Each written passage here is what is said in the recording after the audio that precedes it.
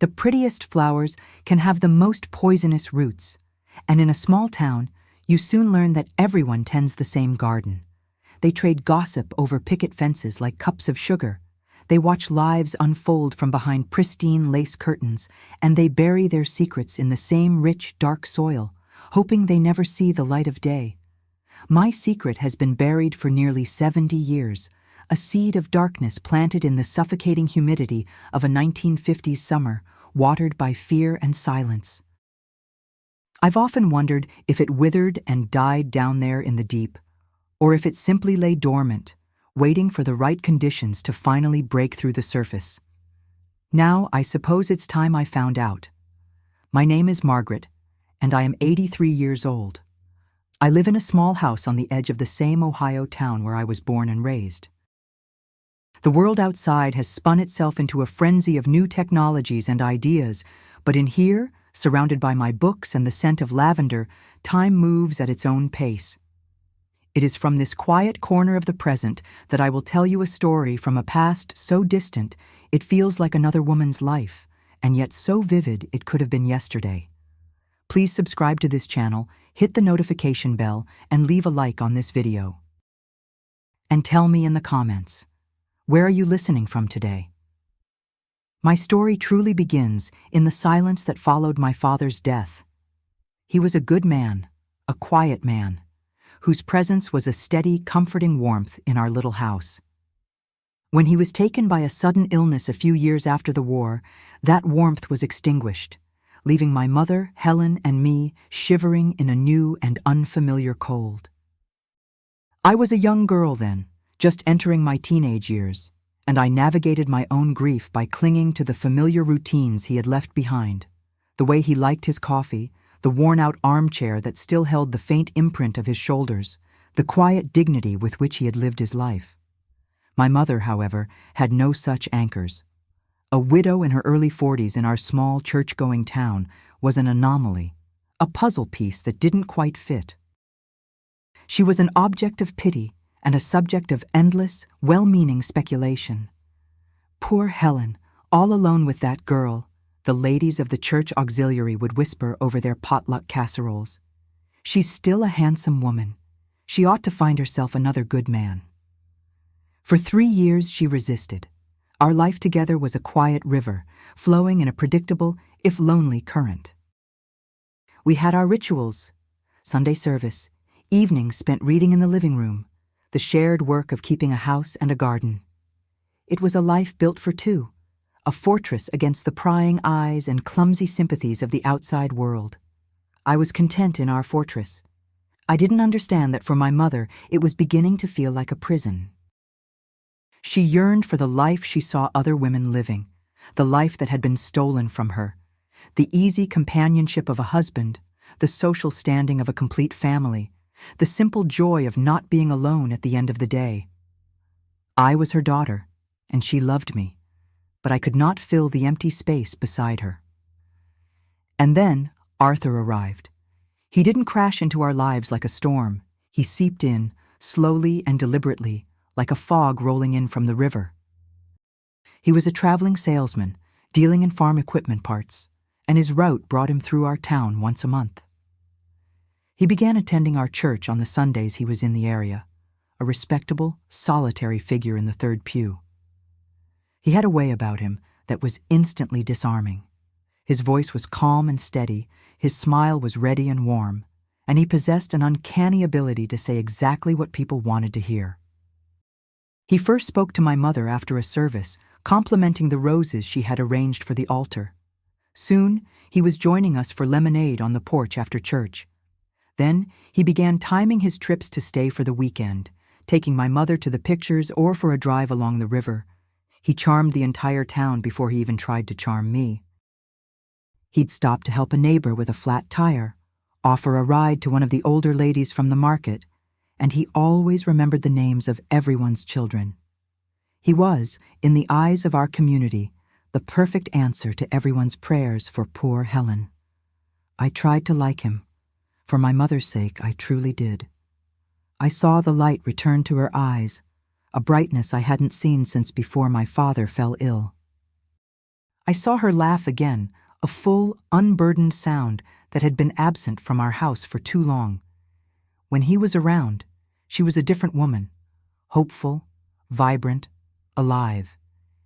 And because I loved her, I wanted to love the source of her newfound happiness. But I couldn't. There was something about him that set my teeth on edge, a subtle dissonance between the man everyone else saw and the man I felt in his presence. It was in the way his smile never quite reached his eyes. It was in the way his hand would linger on my mother's arm just a fraction of a second too long, a gesture that looked like affection but felt like ownership. When he looked at me, I didn't feel seen. I felt assessed, like an object he was examining for flaws. They courted for 6 months, a whirlwind of propriety and public approval. When he finally proposed to her on our front porch swing one warm evening, the whole town seemed to breathe a collective sigh of relief. My mother, her face flush with a happiness that was almost painful to watch, accepted without a moment's hesitation. The wedding was a small, simple affair at the church, followed by a reception in the church hall. The air was thick with the scent of wilting flowers and the taste of sweet, crumbly wedding cake. As I watched my mother dance with her new husband, I felt a profound and unshakable sense of dread. The fortress we had built, our quiet life for two, had not just been breached, it had been surrendered from within. The first few months after Arthur moved in were an exercise in careful navigation. The rhythm of our house was irrevocably altered. His presence filled every room, his deep voice a constant hum beneath the surface of our days. At first, the changes were small, disguised as the considerate actions of a new stepfather. He suggested I should focus more on my homework and less on my frivolous time with my best friend, Carol. He said it was because he wanted to see me succeed. He began commenting on my clothes, suggesting that a young lady should dress more modestly, even in the heat of summer. He said it was because he wanted to protect my reputation. My mother, caught up in the bliss of her new marriage, saw only a caring man stepping into a fatherly role. "He's just looking out for you, Margaret," she'd say, waving away my hesitant concerns. "It's wonderful to have a man in the house again, isn't it?" But his concern felt less like a warm blanket and more like a heavy, suffocating net. His rules were subtle, his control insidious. The house began to feel smaller, the walls closing in. There were moments, fleeting but sharp, that pricked my unease into genuine fear. An accidental brush against me in the narrow hallway that felt anything but accidental. A hand on my shoulder that was meant to be reassuring, but instead felt heavy and possessive. Once, I came into the kitchen to find him alone, and for a split second, the charming mask slipped. The look in his eyes was cold, appraising, and utterly devoid of the warmth he so readily displayed to the world. The moment my mother entered the room behind me, the mask was back in place, his smile as bright as ever. I felt a chill so deep it seemed to settle in my bones. I tried to speak to my mother. Truly I did. One evening, I gathered all my courage. "Mama," I began, my voice trembling slightly, "does Arthur ever make you feel uncomfortable?" She stopped what she was doing and looked at me, her expression a mixture of confusion and annoyance. "Uncomfortable? Margaret, what on earth are you talking about? Arthur is the kindest, most gentle man I have ever known. He adores you. But sometimes the way he looks at me—" I trailed off, unable to put the ugliness into words. Her face hardened. "He looks at you like a father. You are twisting his kindness into something ugly, and I will not have it. You are a young woman now, and perhaps you are having uncharitable thoughts. You should be ashamed. Arthur has given us a new life, a second chance. The least you can do is be grateful." Her words were a slap in the face. She hadn't just dismissed my fear, she had turned it back on me, branding me as ungrateful, uncharitable, the one with the dirty mind. It was in that moment I understood a terrifying truth. I was completely and utterly alone. My mother had made her choice. She had chosen the illusion of a perfect family over the reality of her daughter's fear. To admit I was right would be to admit she had made a catastrophic mistake, and her happiness was too fragile to withstand such a truth. The fortress door had been locked from the inside, and I was trapped with the enemy. It was then that I began seeking refuge in the one place Arthur's influence couldn't fully penetrate, the church. Not just for the Sunday service, but during the week. I'd slip in on my way home from school, the cool, quiet air of the sanctuary a balm to my frayed nerves. It was there that I first truly noticed Pastor Samuel. He was new to our parish, having arrived the year before. He was younger than most of the ministers we'd had, perhaps only in his late 20s, and he brought a different kind of energy to the pulpit. Where our old pastor had thundered about damnation and sin, Pastor Samuel spoke of compassion, forgiveness, and the struggles of the human heart. He had a gentle demeanor and an intensity in his gaze that made you feel he was speaking directly to you. He seemed safe. The church offered counseling hours on Wednesday afternoons. The sign on his office door said, "A burden shared is a burden halved." One Wednesday, driven by a desperation I could no longer contain, I knocked on that door. "Come in," his calm voice called out. I entered the small, book-lined office. He looked up from his desk and offered me a kind, questioning smile. "Margaret, it's good to see you. Please, have a seat. What can I do for you?" I sat in the stiff wooden chair opposite him, my hands twisting in my lap. I didn't know where to begin. How could I explain the suffocating wrongness of my home without sounding like a hysterical, ungrateful child? So I didn't. Not at first. I spoke of other things. I confessed to lying to my mother about finishing my chores, to having unkind thoughts about a girl at school. I was testing the waters, seeing if this was a place where real secrets could be told. He listened patiently, his full attention on me, offering gentle advice and absolution for my trivial sins. His office became my sanctuary, the only place I felt I could breathe. For several weeks, our sessions continued like this. I would confess minor transgressions, and he would listen with that same unwavering, compassionate focus. He never rushed me, never judged. He created a space of such profound safety that eventually the real poison had no choice but to spill out. It happened on a gray, drizzly afternoon in late autumn. The words came out in a choked whisper. "Pastor, I have a wickedness in my heart." He leaned forward slightly. "God's love is greater than any wickedness, Margaret. Tell me what's troubling you." "I hate my stepfather," I breathed, the words tasting like acid in my mouth. "I truly, deeply hate him." A long silence filled the room, broken only by the ticking of the clock on the wall. I expected a lecture on the commandment to honor thy father and mother. I expected him to tell me hatred was a sin I must purge from my heart through prayer. Instead, he simply said, "Why, Margaret? Why do you hate him?" And the dam broke. Week after week, in the hushed confidence of that small office, I began to tell him everything. Not all at once, but in fragmented pieces, like shards of a broken mirror. I told him about the looks, the comments, the way his presence made my own home feel like a hostile territory. I told him how he was isolating me from my friends, how he had turned my own mother against me. I spoke of the night I awoke to find my bedroom door creaking open, only to see it silently close when I stirred. I confessed the terror and the helplessness, but most of all, the suffocating rage that was building inside me, a pressure with no release. He listened. He never interrupted, never questioned the validity of my feelings. He just listened, his expression growing more troubled with each visit. He was bound by the sacred trust of his role. What was said in his office was as sealed as any confession. He offered what comfort he could.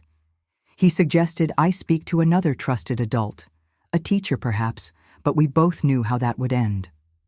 Arthur had charmed everyone. Who would believe the word of a troubled teenage girl against that of such a respected man?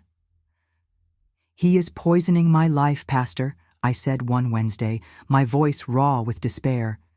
"He is turning my mother's love into a weapon against me.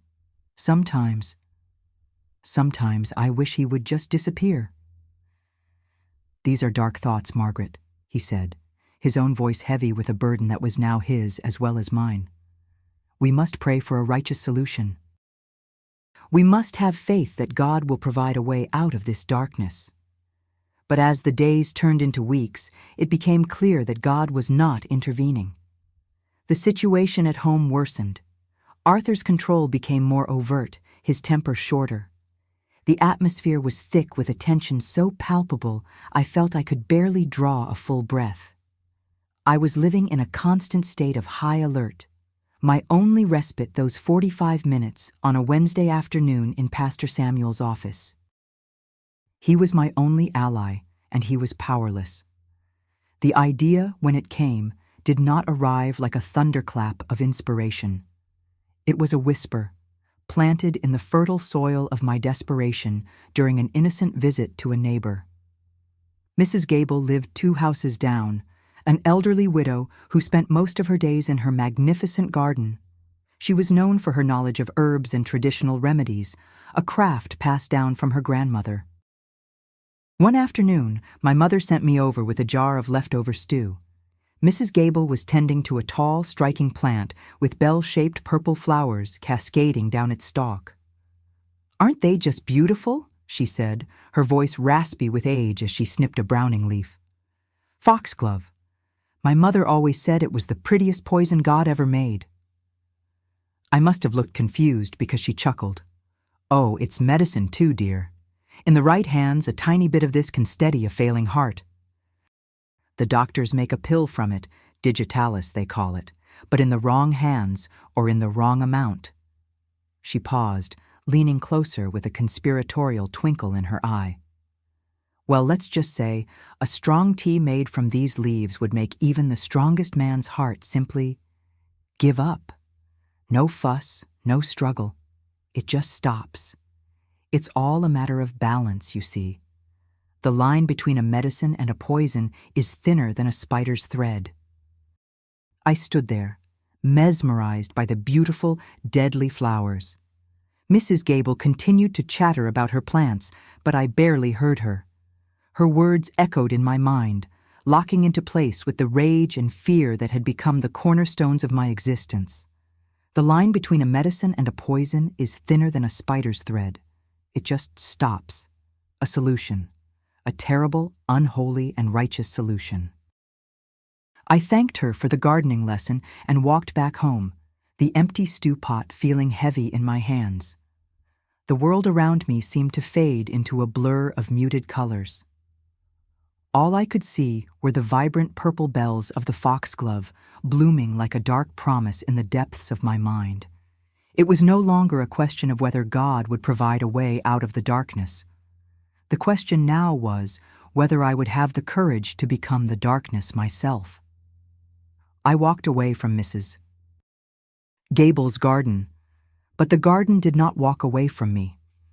It took root in my mind, those vibrant purple flowers blooming behind my eyes every time I tried to sleep. Her words became a quiet, constant hum beneath the noise of my daily life. The line between a medicine and a poison is thinner than a spider's thread. It just stops. It was a terrifying thought, but in the landscape of my fear, it was also a landmark. A dark, dangerous place to navigate toward, but a destination nonetheless. For the first time in months, I felt something other than pure, helpless terror. I felt the germination of a grim and terrible purpose. But purpose, I soon learned, is a fragile thing. It requires nurturing. It needs to be fed by injustice, watered with despair. Arthur, it seemed, was more than willing to provide both. My world, already shrinking, was about to become a cage. My only real escape, my last tether to the normal life of a teenage girl, was my time with my best friend, Carol. We had been inseparable since we were old enough to make mud pies in her backyard. She was the keeper of my small, ordinary secrets, the boy I had a crush on, my frustrations with a difficult math problem, my dreams of one day leaving our small town and seeing the world. With Arthur's arrival, our time together had become even more precious, a bubble of sunlight in my increasingly shadowy existence. He, of course, could not allow it to continue. The confrontation came on a Saturday afternoon. I was getting ready to go to Carol's house to listen to records. I was humming a tune, feeling a rare moment of lightness, when Arthur's voice cut through the air from the living room. "And where do you think you're going, young lady?" I stopped in the hallway. "To Carol's house. I told Mama this morning." My mother was in the room with him, darning a pair of his socks. She smiled at me, a placid, untroubled smile. "She'll be back for dinner, dear," she said to him. Arthur didn't look at her. His eyes were fixed on me. "I don't think so," he said, his voice deceptively mild. "I don't think that's a good idea." I stared at him, my brief happiness evaporating. "Why not?" "I've heard things about that Carol girl," he said, finally turning to my mother, weaving his fiction with an air of fatherly concern. "I was speaking to some of the men from the church. They say her older brother runs with a fast crowd, and I've seen the way she looks at boys. It's not a wholesome influence for a girl like Margaret." My mother's needle stopped. A frown creased her forehead. "Oh, I hadn't heard that. Carol always seemed like such a sweet girl." "These things are often hidden, Helen," Arthur said, his tone full of false wisdom. "We have to be vigilant. Margaret is at an impressionable age. We have a duty to protect her, to guide her toward the right kind of friendships." "But she's my best friend." The protest burst out of me, sharp with indignation. "And we are your parents," Arthur countered smoothly, his gaze flicking back to me, hard and cold. "And we have decided this friendship is not in your best interest. You will stay home. There will be no more visits to the Carol girl's house." I looked at my mother, my eyes pleading. This was a line that couldn't be crossed. This wasn't about modesty or homework. This was about severing my last lifeline. "Mama, please. He's not telling the truth. Carol isn't like that." My mother looked from Arthur's firm, resolute face to my desperate one. I saw the flicker of conflict in her eyes, a brief moment of maternal instinct fighting against the desire to keep the peace, to believe in the perfect man she had married. The battle was over before it began. She sighed, a sound of weary resignation, and picked up her darning needle again. "Arthur knows best, Margaret," she said, her eyes focused on her sewing, unable to meet my gaze. "If he says it's for the best, then we must trust his judgment. Now, take off your coat and find something useful to do." The finality in her voice was like a physical blow. I stood frozen in the hallway for a moment, the silence of the room pressing in on me. I had been overruled. I had been dismissed. And he had done it without raising his voice, painting himself as the protective father while methodically stripping away my life, piece by piece. I turned and walked back to my room, the sound of his quiet, triumphant voice following me down the hall. Later that evening, when my mother was busy in the kitchen, he appeared in my doorway. I was lying on my bed, staring at the ceiling, my heart a cold, heavy knot in my chest. He didn't enter the room, just leaned against the doorframe, his presence filling the small space. "You and I need to come to an understanding," he said, his voice low and devoid of its usual warmth. It was a voice I had never heard him use with my mother. I didn't answer. I just kept staring at the ceiling. "Your mother is a happy woman," he continued, "happier than she has been in a very long time. I have given her that happiness. It would be a terrible shame if anything, or anyone, were to spoil that for her." His words were calm, measured, but the threat beneath them was unmistakable. "Don't you dare tell anyone. Don't you dare make trouble. I will turn her against you completely." "I expect you to be a dutiful and obedient daughter," he finished. Do we have an understanding, Margaret? I still didn't look at him, but I gave a small, stiff nod. It was all the energy I could muster. Good, he said. The warmth was back in his voice now, the mask of the caring stepfather firmly back in place. I'm glad we had this little chat. He left, closing the door softly behind him. I lay there for a long time, listening to the muffled sounds of the house, my mother humming in the kitchen, the radio playing a cheerful tune in the living room. It was the soundtrack to a happy home, a perfect family. And it was all a lie. In that moment, lying in the dark, the idea that had been whispered in Mrs. Gable's garden began to shout. The line between medicine and poison no longer seemed thin at all. It seemed as wide and as clear as the path to my own survival. He had not just built a cage, he had handed me the only key that could possibly open it. The following Wednesday, I sat in Pastor Samuel's office, the familiar scent of old paper and lemon polish doing little to calm the storm inside me. I couldn't tell him my thoughts. Not directly. They were too monstrous, too real. To give them voice would be to give them a power I wasn't ready to confront. He's forbidden me from seeing Carol, I told him, my voice flat. I recounted the scene, the way Arthur had so expertly manipulated my mother. Pastor Samuel's face was a study in troubled helplessness. He ran a hand through his hair, a gesture of frustration I was beginning to recognize. This is deeply concerning, Margaret. His control, his isolation of you, this goes beyond fatherly concern. I know, I said, and Mama believes every word he says. She thinks he's protecting me. And you feel trapped, he stated. It wasn't a question. Worse than trapped, I whispered. I feel like I'm disappearing, like he's erasing me and she's letting him. I looked at him then, my gaze direct. Pastor, what does the Bible say about defending yourself? When someone is trying to destroy your spirit, what are you allowed to do? He seemed taken aback by the intensity of the question. He leaned back in his chair, choosing his words with care. The Lord tells us to turn the other cheek, to love our enemies. But he's not my enemy, I interrupted, my voice rising. He's in my house. He sleeps in my father's bed. He's eating away at my life from the inside out. How do you turn the other cheek when you're backed into a corner with no escape?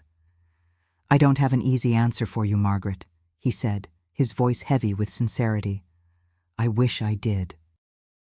All I can say is that taking matters into your own hands, seeking a solution born of anger and hatred, that path leads only to a deeper darkness for you and for everyone involved. His words were meant to be a warning, a guiding light away from the precipice. But all they did was confirm my isolation. Even he, the one person who knew the truth, could offer nothing but prayers and platitudes. The path he was warning me against was the only one I could see. I decided not to tell him about the foxglove. Instead, I invented another, smaller sin to confess, a half-truth to mask the terrible whole. I did something foolish, I said, looking down at my hands. I was angry. I went into Mrs. Gable's garden the other night, and I took something. He leaned forward, his brow furrowed with concern. What did you take? Just some leaves, I lied, the words feeling clumsy in my mouth. From one of her plants. I wanted to make a poultice. For a rash. It was a stupid, childish thing to do. I could see the relief wash over his face, so palpable it was almost comical. He had been imagining something far worse. A stolen trowel, a vandalized rosebush. My sin was minor, explainable by teenage angst. While stealing is a sin, Margaret, he said gently, the Lord is forgiving. Your penance is to return to Mrs. Gable, confess what you have done, and ask for her forgiveness. Yes, Pastor, I said meekly, my heart pounding with the weight of my deception. I left his office that day, feeling a new and terrible kind of power. I had lied to a man of God, and he had believed me. The seal of the confessional, which I had once seen as my only protection, was now also my shield. That night, I put the first part of my plan into action. I waited until I could hear the steady rhythm of Arthur's snoring from my parents' bedroom. Then, I crept out of the house, a shadow moving through the silent, moonlit streets. My destination was Mrs. Gable's garden. Fear was a cold hand on the back of my neck, and every rustle of leaves, every distant dog bark sent a jolt through my system. I slipped through the back gate, my eyes immediately finding the tall, dark stalks of the foxglove, their purple bells closed for the night, looking like a row of silent, waiting executioners. My hands trembled as I reached out and carefully, deliberately, plucked 3 large leaves from the base of the plant. They felt cool and slightly waxy to the touch. I tucked them into my pocket, the reality of what I was doing settling over me like a shroud. This was no longer a thought. It was an act. Back in my room, I pressed the leaves between the pages of a thick botany textbook from school, hiding them away to dry. The next few days were a blur of nervous tension. At home, I was the model of obedience, quiet and helpful, earning small nods of approval from Arthur and relieved smiles from my mother. But inside, I was a coiled spring. A week later, the leaves were dry and brittle. Under the light of my desk lamp, long after the rest of the house was asleep, I crumbled them into a fine greenish powder. I poured the powder into a small, empty vanilla extract bottle that I had cleaned thoroughly and hid it at the very back of my closet, tucked inside an old winter boot. My weapon was ready. Now, all I needed was an opportunity. It came 2 nights later. My mother had a headache and had gone to bed early, leaving me to clear the dinner dishes. Arthur was in the living room, listening to the radio and reading the paper. "Margaret," he called out, his voice lazy and entitled. "Make me a cup of tea before you go to bed." My heart leapt into my throat. It was the moment I had been waiting for, and I was suddenly, terrifyingly unprepared. My hands started to shake. I took a deep breath, forcing a calm I did not feel. "Of course," I called back. In the kitchen, I filled the kettle and set it on the stove to boil. My movements were stiff, robotic. I went to my room, my socked feet silent on the floorboards. I retrieved the small bottle from the boot, my fingers fumbling with the cap. I poured a tiny amount of the powder, less than 1/4 of a teaspoon, into the palm of my hand. It looked like nothing, just dust. Could this insignificant dust really stop a man's heart? Back in the kitchen, I spooned tea leaves into his favorite cup and placed it on a saucer. When the kettle whistled, I poured the boiling water, the steam warming my face. Then, with my back to the living room door, I tipped the green powder from my palm into the cup. It dissolved almost instantly, leaving no trace. My heart was hammering against my ribs so hard I was sure he could hear it. I carried the cup and saucer into the living room, concentrating on keeping my hands steady. "Here's your tea," I said, my voice barely a whisper. He grunted without looking up from his paper. I placed it on the small table beside his armchair and fled, murmuring a quick "good night" before practically running to my room. I didn't wait for him to drink it. I couldn't bear to watch. I lay in bed, my body rigid, straining to hear any sound from the other room. I heard the rustle of his newspaper, the murmur of the radio, the clink of the cup being returned to its saucer.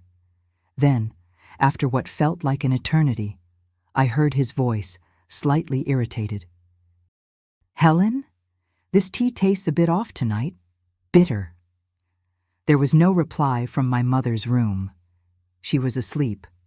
I heard him sigh, then the sound of his armchair creaking as he stood up. I heard his footsteps as he walked down the hall to the bedroom, the soft click of the door closing, and then silence.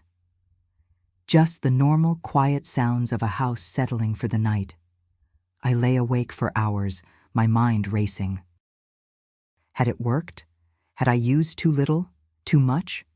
Was he dying in his bed right now? Or was he perfectly fine, the bitter taste already forgotten?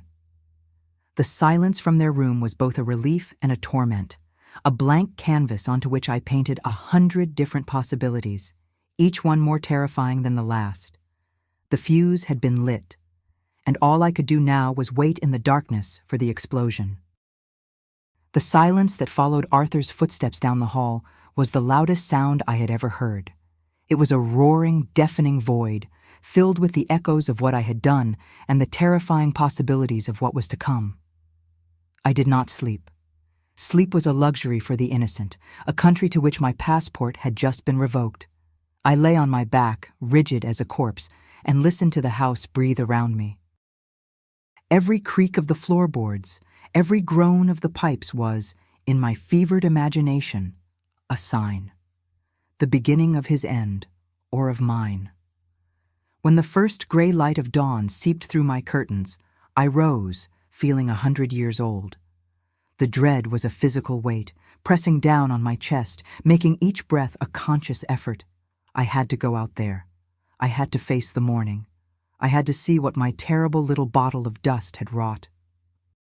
I made my way to the kitchen, my feet moving with a caution that belied my years. The room was empty. His teacup, the one I had served him, sat on the counter by the sink, rinsed clean. My mother was already at the stove, her back to me, scrambling eggs. The smell of coffee filled the air. Everything was sickeningly normal. "Morning, dear," she said without turning around. "Could you get the toast started?" I moved to the bread box, my hands fumbling with the wrapper. My mind was screaming a single frantic question. Where is he? As if on cue, I heard his heavy tread on the stairs. My heart seized. I froze, my hand hovering over the toaster. He appeared in the kitchen doorway, and he was alive. He was dressed for work in his usual suit, his hair was combed, and he was very, very much alive. But he was not the same. There was a gray pallor to his skin that I had never seen before, and dark circles under his eyes that spoke of a restless night. He moved slowly, deliberately, as if wading through deep water. "Morning," he grunted, bypassing the table and going straight to the coffee pot. "Good morning, darling," my mother chirped, turning to him with a bright, concerned smile. "Did you sleep well? You were tossing and turning all night." "Felt like I ate rocks for dinner," he grumbled, pouring himself a cup of coffee. "Stomach's been in knots since midnight." He took a sip and grimaced. "And my head is pounding." He shot a sour look in my direction. "Maybe that tea you made me was too strong." "Oh, hush," my mother said, bustling over to him, placing a hand on his forehead. "You don't have a fever. You're probably just coming down with that bug that's been going around. You work too hard, Arthur. I'll make you some peppermint tea for your stomach." He waved her off, his irritation clear. "I'm fine. I just need to get moving." But he wasn't fine. I watched him all through breakfast. He barely touched his eggs and pushed his toast around his plate. He moved with a leaden slowness, his usual confident energy replaced by a weary lethargy. The dust was working. It was a slow, insidious poison, mimicking the symptoms of a common ailment. It was perfect. It was terrifying. As I watched him leave for work, a strange and dizzying mix of relief and horror washed over me. I had done it. I had taken the first step, and the world had not ended. In fact, it had barely noticed. And so began my campaign. It was a slow, methodical, and soul-corroding process. It became a new, secret part of my daily routine, a ritual of terror and control. A few times a week, when the opportunity arose, I would add a tiny, carefully measured dose of the green powder to his tea, his coffee, his soup. Each time was a fresh ordeal. My hands would shake, my breath would catch in my throat. I lived in a constant, low-grade state of fear, terrified of being discovered. One evening, my mother nearly sealed my fate. I had just stirred the powder into Arthur's evening coffee when she came into the kitchen, looking exhausted. "That smells good," she said, reaching for his cup. "I think I'll have that one." Panic, cold and absolute, seized me. "No!" The word was out before I could stop it, far too loud, too sharp. She froze, her hand hovering over the cup, and stared at me. "Goodness, Margaret, what's gotten into you?" I already put sugar in it," I stammered, my mind racing. "You don't take sugar. I'll make you a fresh cup." She gave me a strange look, but relented. "All right, then." As I bustled around, making a new pot of coffee with trembling hands, I could feel her eyes on me, her expression puzzled. It was a close call, a stark reminder of the razor's edge I was walking. From then on, I became even more careful, more precise, a silent, watchful shadow in my own home. As the weeks passed, Arthur's decline became more pronounced. The initial lethargy deepened into a profound and constant weariness. He began to complain of dizzy spells, of his heart fluttering like a trapped bird in his chest. His famously robust appetite vanished. He, a man who prided himself on his strength and vitality, was becoming a frail and irritable invalid before our very eyes. His pride, I discovered, was my greatest ally. He refused to see a doctor. "It's just stress," he'd insist, his voice growing weaker by the day. "A man in my line of work, it takes a toll. I don't need some quack poking and prodding me, telling me to take it easy." My mother, however, was frantic with worry. Her life became a whirlwind of anxious caregiving. She bought health tonics from the pharmacist, brewed foul-smelling herbal remedies recommended by the ladies at church, and cooked endless pots of bland, nourishing broth, which he would mostly refuse to eat. Watching her was a unique form of torture. She would hover over him, her face etched with concern, trying to soothe the very symptoms I was causing. She was trying to save the man who had destroyed our peace, the man I was methodically, secretly killing. There were moments I would watch her trying to coax him to eat, her expression so full of love and fear, and a wave of guilt so powerful would wash over me that I would have to leave the room, my stomach churning with a sickness that mirrored his. My weekly sessions with Pastor Samuel became the most difficult trial of all. The space that had once been my sanctuary was now an interrogation chamber. He knew. I don't know how, but he knew. He couldn't have had proof, but he saw the truth in the shadows under my eyes, in the new, brittle caution in my voice. He had listened to my litany of pain and rage for months, and now, suddenly, the source of that pain was mysteriously wasting away. I would sit in the chair opposite him, feigning a daughter's worried concern. "Arthur still isn't well, Pastor," I'd say, my voice a carefully crafted performance of anxiety. "Mama is so worried. He's weak all the time, and he says his heart feels strange. She wants him to go to the hospital in the city for tests, but he's too stubborn." And he would watch me, his gaze so intense, so full of a pained, desperate knowing that I could barely meet his eyes. "How unfortunate," he would say, the words sounding hollow. One Wednesday, he broke through my carefully constructed facade. I was telling him about another of Arthur's dizzy spells when he held up a hand, stopping me. "Margaret," he said, his voice quiet but firm. He leaned forward, his hands clasped on the desk, his eyes boring into mine. "I want you to listen to me very carefully. I have to ask you a question, and I need you to be honest with me. Not just for my sake, but for the sake of your immortal soul." I felt a cold dread creep up my spine. "What is it?" "Your stepfather's illness," he began, his voice dropping to a near whisper. "Are you in any way involved?" I stared at him, my face a blank mask I had perfected over the past weeks. "Involved? How could I be involved? I'm just a girl." "Don't," he said, his voice sharp with pain. "Don't play games with me, Margaret. Not about this. I remember our conversations. I remember your despair, your hatred, And I am asking you now before God, is there a sin you need to confess? A grave sin? My heart was pounding, a frantic drum against my ribs. It would have been so easy to break, to confess everything and let him share the terrible weight of it. But I couldn't. To confess would be to make him act, to force his hand. My secret was only safe as long as it was mine alone. No, Pastor, I said, my voice steady, my gaze unwavering. There is no grave sin. I have prayed for my stepfather's health every night. I am just scared for him and for my mother. He slumped back in his chair, the energy seeming to drain out of him. He knew I was lying. The knowledge was there in the slump of his shoulders, in the deep, new lines of sorrow around his mouth. He knew, and he knew he could do nothing. He was trapped by the sanctity of his office, a helpless spectator to a slow-motion tragedy he had been powerless to prevent. From that day on, our sessions changed. The gentle compassion in his eyes was replaced by a constant, agonizing watchfulness.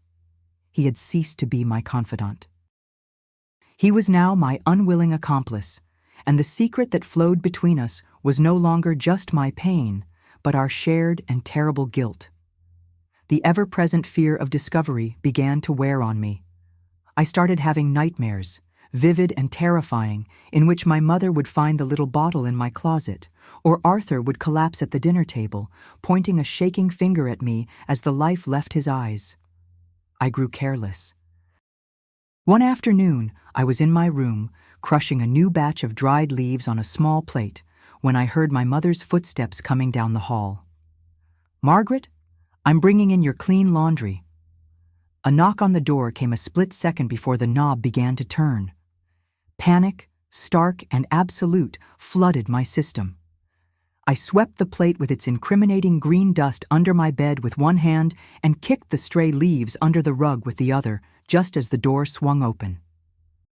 My mother entered, a basket of folded clothes in her arms. "Honestly, this room could use a good airing out," she said, placing the laundry on my dresser. She wrinkled her nose. "It smells musty in here. Earthy. Have you been bringing plants in again?" "No, Mama," I said, my voice tight. I was standing frozen in the middle of the room, my heart trying to beat its way out of my chest. She didn't seem to notice my distress. She smoothed a blouse on the dresser and turned to leave. "Well, open a window, and for heaven's sake, run a dust rag over these floors." She left, closing the door behind her. I collapsed onto my bed, my body trembling. I lay there for a long time, my cheek pressed against the cool fabric of my bedspread, listening to the sound of my own ragged breathing. It was too close. I was getting sloppy. The constant stress, the lack of sleep, the crushing weight of my secret, it was all taking its toll. The final confrontation with Arthur came sooner than I expected. By then, he was a shadow of his former self, mostly confined to his armchair in the living room. He had lost a significant amount of weight, and his once commanding voice was now often a reedy whisper. But his eyes, I noticed, were sharper than ever. They followed me as I moved about the house, filled with a cold, calculating suspicion. He was weak, but he was thinking. He was putting the pieces together. One evening, I brought him his customary cup of plain hot water, my mother's latest attempt at a soothing remedy. I had, of course, added the familiar green powder. I handed him the cup, and he took it, his long fingers surprisingly steady. He didn't drink. He just stared into the cup for a long moment, then slowly raised his eyes to meet mine. "The doctors can't find a thing wrong with me," he said, his voice a low, gravelly rasp. "Isn't that strange? They've tested my blood, listened to my heart. They say I'm sound as a dollar, but I feel like I'm dying." I stood before him, mute, the cup and saucer a leaden weight in my hands. "I lie awake at night, thinking," he continued, his gaze pinning me in place. "I think about when this all started. It was gradual, a little bit of this, a little bit of that. And I realized it only got worse when I was home. It gets better when I'm on the road for a few days. Then I come home, and the sickness comes back." He took a small, deliberate sip from the cup, his eyes never leaving my face. He winced slightly at the taste. "It's you, isn't it?" he whispered, the words slithering into the quiet room. "You're the one doing this to me, this slow, patient, wicked little game." My blood ran cold. I opened my mouth to deny it, but no sound came out. My carefully constructed world of lies and deception was shattering around me. He saw the truth in my terrified silence. A slow, ghastly smile spread across his pale lips. It was the most horrifying expression I had ever seen. "I knew it," he breathed. "The quiet little church mouse, poisoning me in my own home, right under your mother's nose." He leaned forward, the effort causing a sheen of sweat to break out on his forehead. "But you've made a mistake, you little witch," he rasped, his voice filled with a chilling venom. "You're not doing it fast enough. You've given me time to think, and if I go down, I swear to God, I am taking you with me. I will tell Helen. I will tell the whole world what a monster she raised. You will not get away with this." His words hung in the air between us, not as a suspicion, but as a promise. He knew, and he was going to expose me. The slow, cautious campaign was over. He had just declared a new war. And in the silent space of our shared, venomous hatred, I made a promise of my own. I would be faster. His promise echoed in the silent living room, a venom that was far more potent than the poison in my pocket. It twisted the air, turning my sanctuary of a home into the final battlefield. For a long moment, I stood frozen before his armchair, the empty teacup still in my hand, my mind a maelstrom of fear and fury. He was going to destroy me. He would use my mother's love as his shield and my own actions as his sword, painting me as a monster to save his own wretched life. The slow, patient predator I had become was no longer enough. He had forced me to become an executioner. I turned without a word and walked to the kitchen, placed the cup in the sink, and went to my room. I closed the door, my back pressing against the cool wood, and took a deep, shuddering breath. The time for caution was over. The time for half measures and terrified hope had passed. He had given me an ultimatum, and I was going to answer it. My first thought was of Pastor Samuel. My Wednesday session was the next day, and I knew with a chilling certainty that it would be our last. I spent the night in a state of cold, detached planning. The grief and the guilt that had been my constant companions were pushed aside, replaced by a singular, sharp-edged focus. When I walked into his office the following afternoon, I was a different person from the trembling, terrified girl who had first sought refuge there. My fear was still present, but it was now a tool, a whetstone on which I sharpened my resolve. He saw the change in me instantly. As I sat down, he didn't offer his usual gentle pleasantries. He just watched me, his face pale and drawn, his eyes filled with a terrible, preemptive sorrow. "Margaret," he began, his voice strained. "Something is wrong. I can feel it." I met his gaze, my own expression unreadable. "Things are difficult at home, Pastor. Arthur is very suspicious. He says things. He is trying to turn my mother against me completely." "What kind of things?" he pressed, leaning forward. "He is telling her that I am unwell," I said, my voice devoid of emotion. "That my mind is filled with hatred and that I need a doctor. He is laying the groundwork to have me sent away." The pastor's face fell. He saw the trap as clearly as I did. He saw the checkmate Arthur was planning. For a long moment he was silent, staring at his hands, which were clasped so tightly on his desk his knuckles were white. When he finally looked up, his eyes were filled with a desperate, pleading light I had never seen before. "Margaret," he said, his voice dropping to a raw whisper, Listen to me. Whatever you are planning, whatever terrible solution has taken root in your mind, I am begging you to stop. This is not the way. There is no other way, I said flatly. There is, he insisted, his voice cracking with urgency. There is. We can go to the police, together, right now. I will break my vow of confidentiality.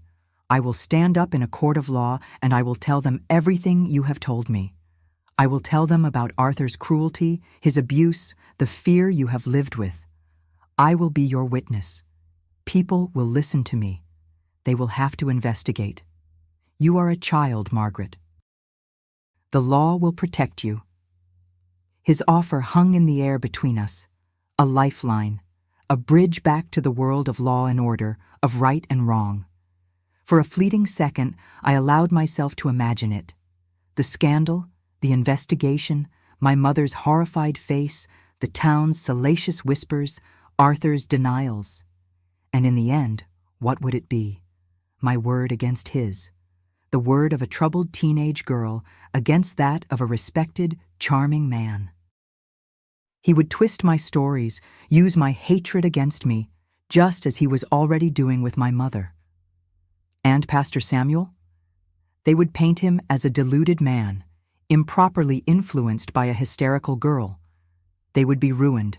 And Arthur, I felt with a certainty that chilled me to the bone, would likely walk away, triumphant.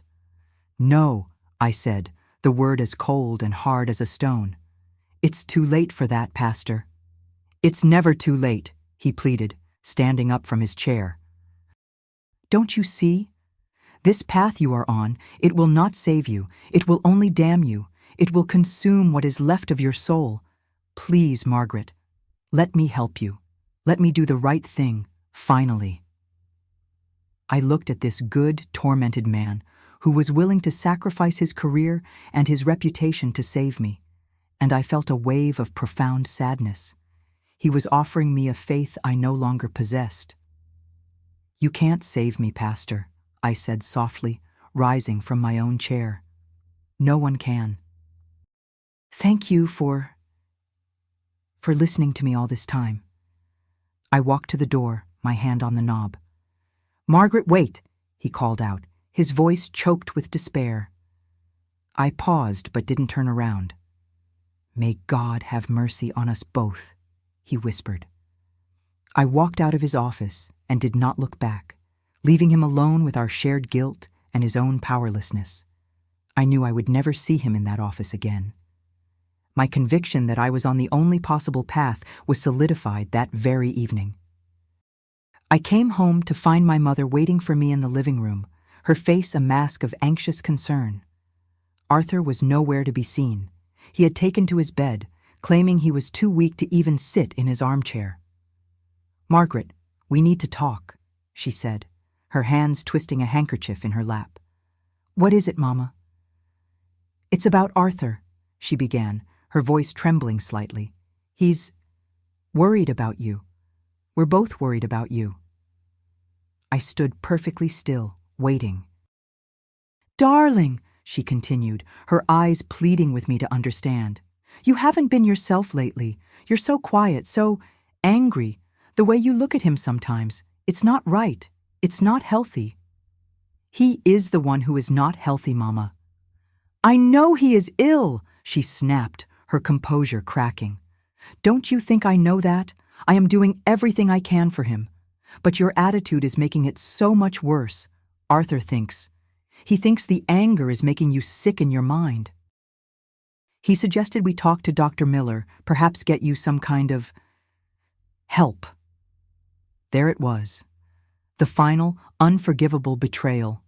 He wasn't just going to tell her I was a liar, he was going to have me declared insane. And my mother, my own mother, was his willing accomplice. She would rather believe her daughter was crazy than entertain for 1 second the possibility that her perfect husband was a monster. The last vestiges of my love for her, already so worn and frayed, snapped.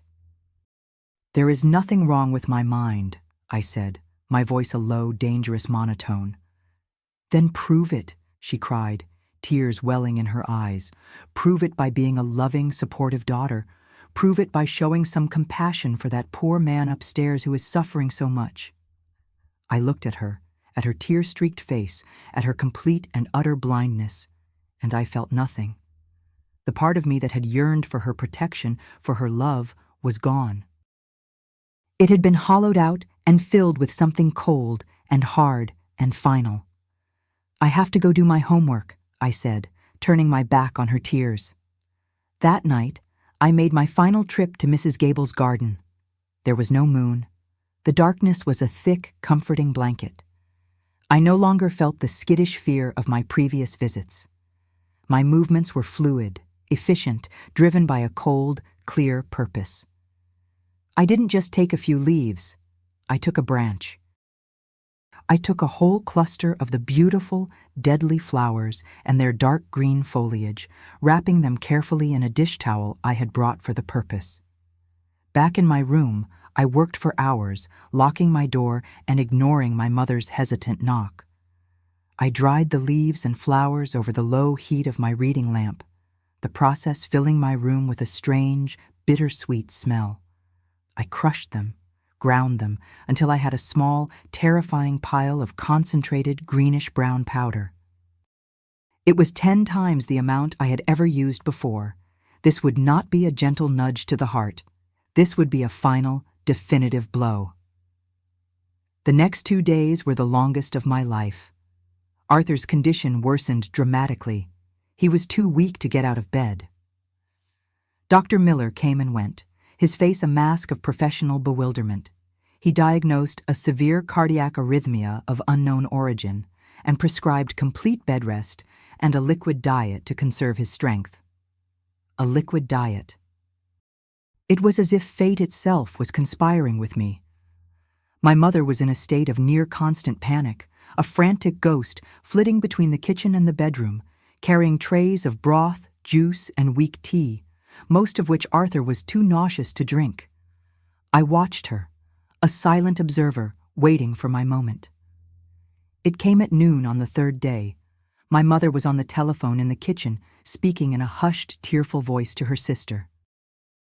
She had just prepared a tray with a bowl of warm chicken broth for Arthur's lunch.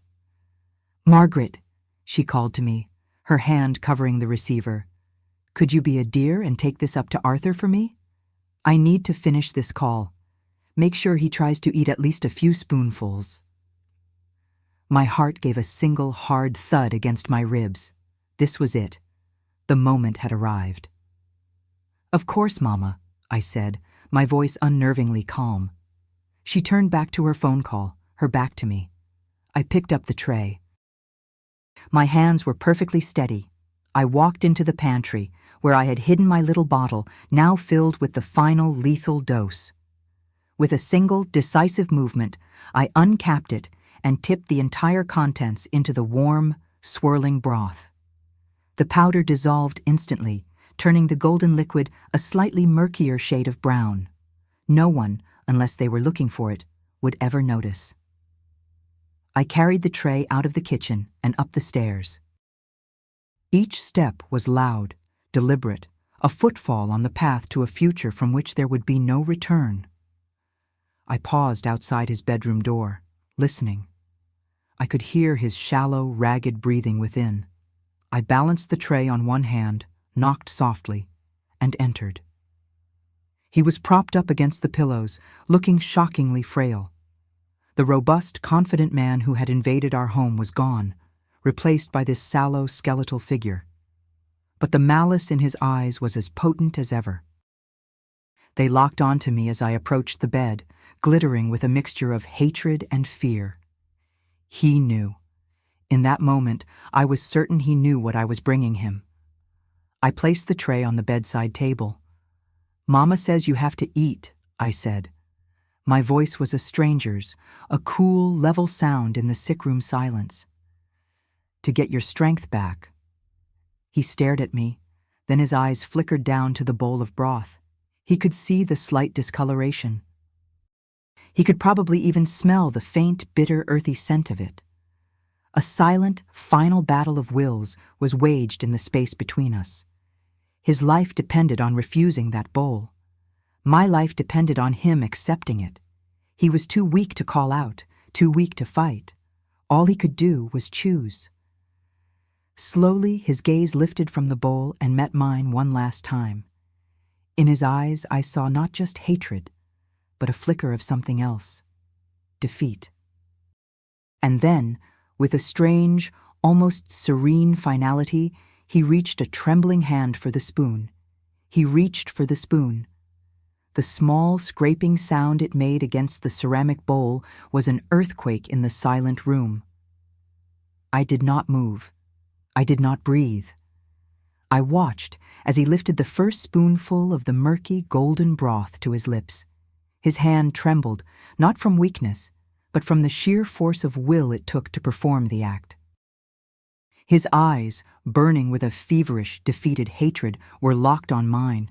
He was surrendering, and he wanted me to bear witness to the totality of his defeat, to watch him consume the death I had served him. He swallowed.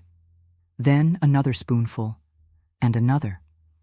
He ate with a slow, deliberate rhythm, a condemned man partaking in his last meal. Neither of us spoke. There was nothing left to say. The threats, the manipulations, the long, silent war of wills, it had all come down to this quiet, obscene ritual in a stuffy, sunlit bedroom. After the fourth spoonful, he stopped. The spoon clattered from his fingers into the half-empty bowl. A look of sudden, sharp surprise crossed his face, replacing the hatred. He gasped, a harsh, strangled sound, like a man trying to draw a breath underwater. His hand flew to his chest, clutching at the fabric of his pajamas. His eyes widened, not in fear, but in a kind of profound, animal bewilderment at the sudden, violent betrayal of his own body. He made one more sound, a low groan, and then his body went rigid for a moment before slumping back against the pillows. His head lolled to the side.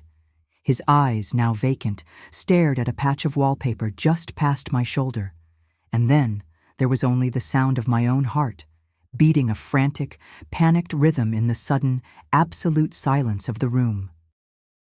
I stood there for a full minute, my gaze fixed on his still form. The monster was gone.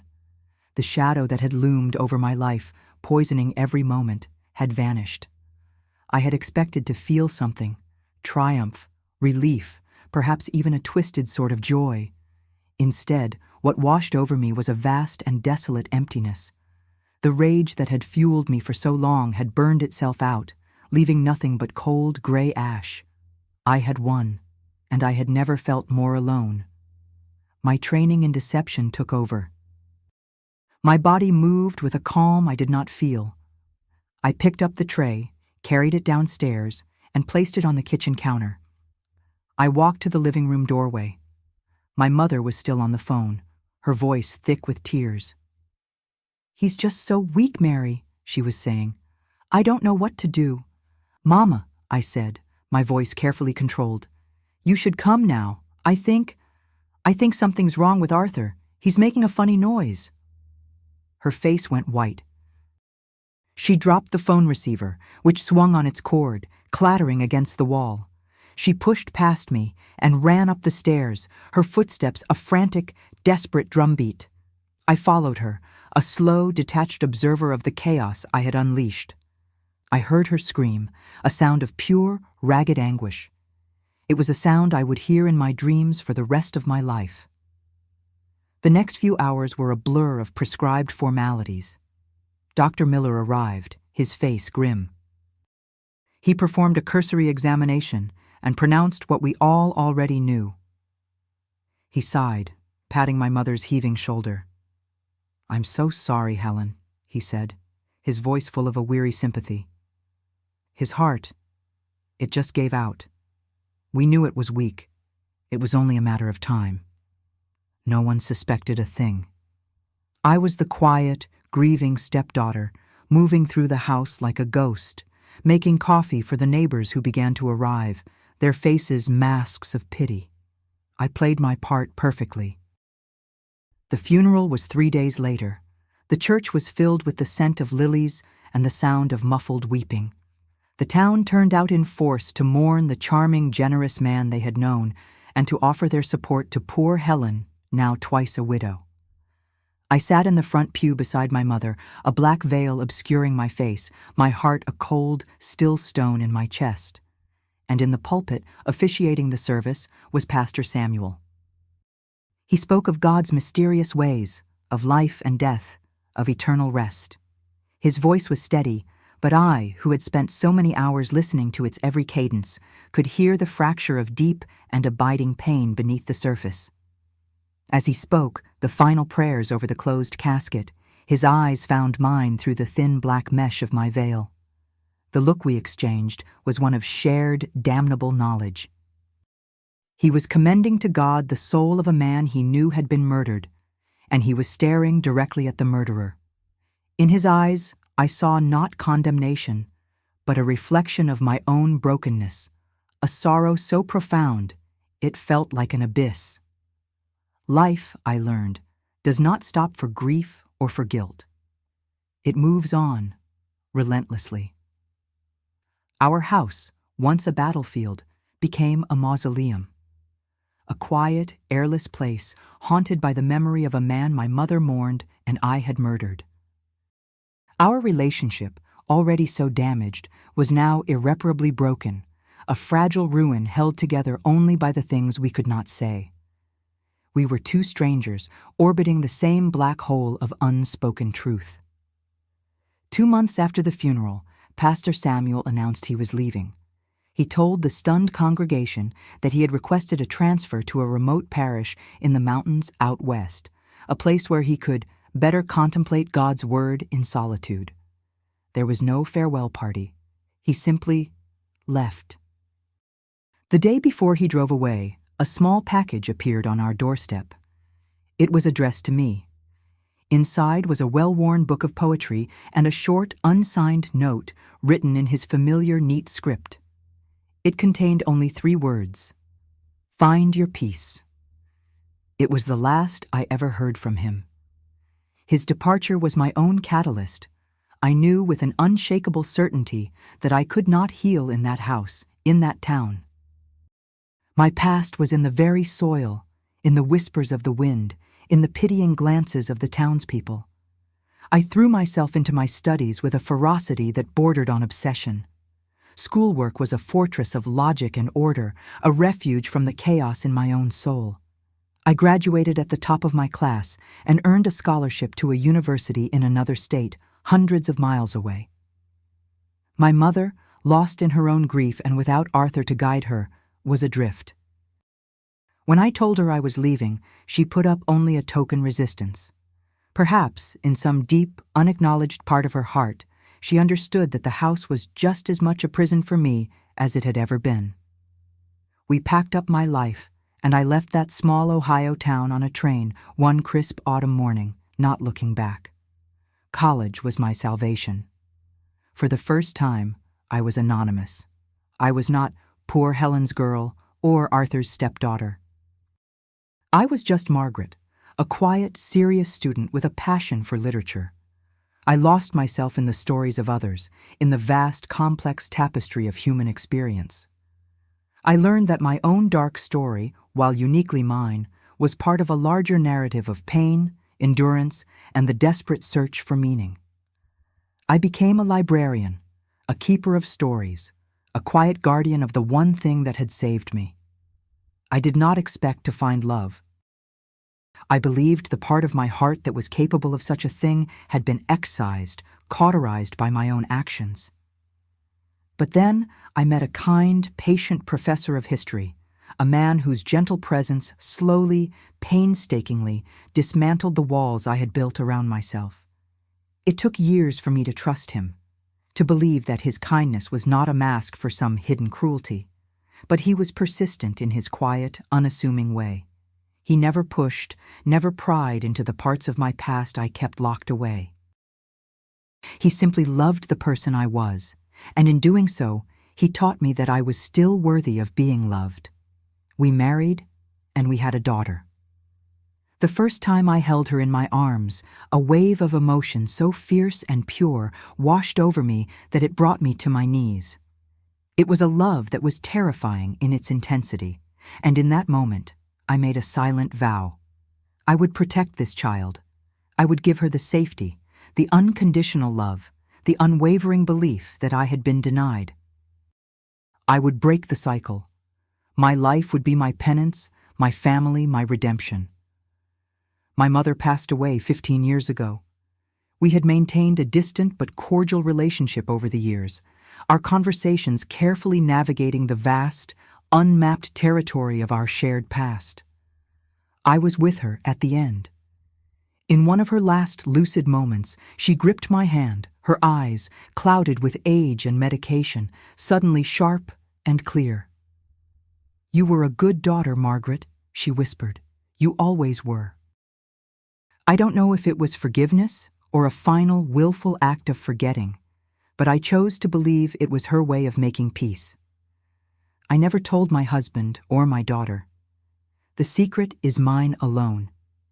It is a cold, heavy stone that I have carried in my heart for 70 years. It does not get lighter with time, but I have grown stronger. I have built a good life, a meaningful life, around its unyielding weight.